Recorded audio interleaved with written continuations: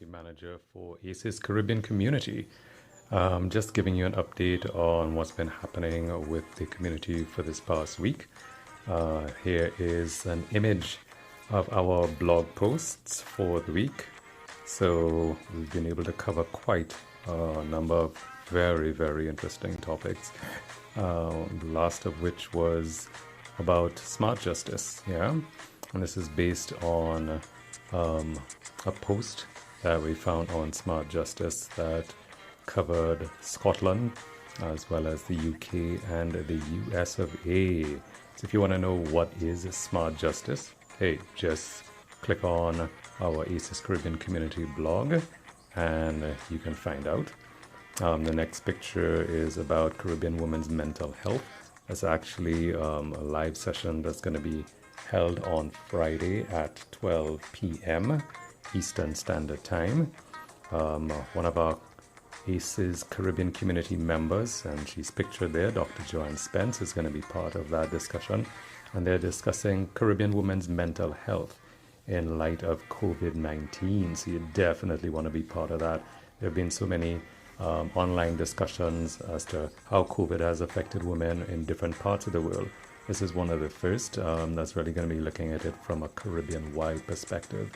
So in addition to Joanne Spence, who's from Trinidad and Tobago, there's speakers from St. Kitts, there's speakers from Guyana as well as Jamaica, I believe. So it's really going to be a Caribbean-wide type of experience. So tune in, click on that blog post and it'll give you a link to view it on YouTube. That's 12 p.m. today, Friday, 19th March 2021. We also looked at how trauma affects the body, and this really was an article from ACES Aware out in California. Dr. Eric Bell, who is a pediatrician, shared how he and his family experienced trauma, especially in his physical body after the death of their pet. That's a beautiful little dog who's pictured there, who was unfortunately violently killed by a larger dog recently. And down at the bottom you see some of the other posts from earlier in the week. One on building a multi-system trauma-informed collaborative.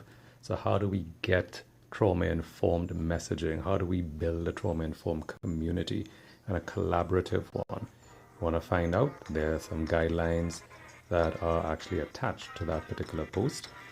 And the one on the bottom right speaks about punishing abuse. It's a report that actually came out of West Midlands, where they looked at justice-involved youth, and they found that out of the 80 children who took part in that study, only one child did not have a report of childhood adversity or trauma. So that's 79 children who were justice-involved actually had verified reports of childhood adversity, trauma, abuse, or neglect.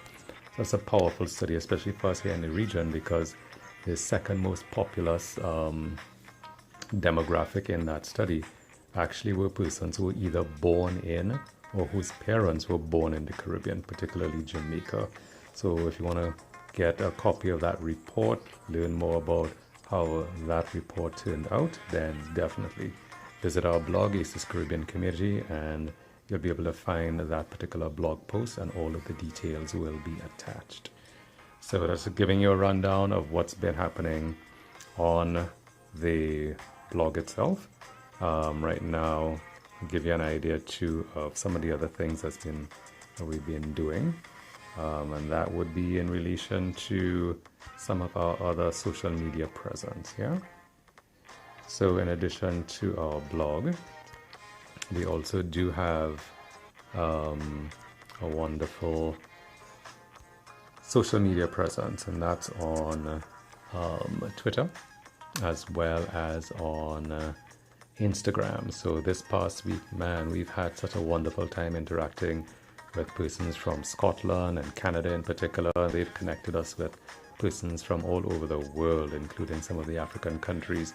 ACES allies all across the globe. So we've been really, really pleased to see how that's been developing for us on Twitter. And on Instagram, we're also getting connected and following some amazing individuals and groups.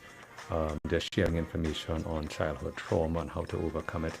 And of course, one of the major incidents that took place this week was the announcement of ACES Connection, of their rebranding to Paces Connection. So some of you would have seen that online. So instead of ACES Connection, they're now PACES Connection.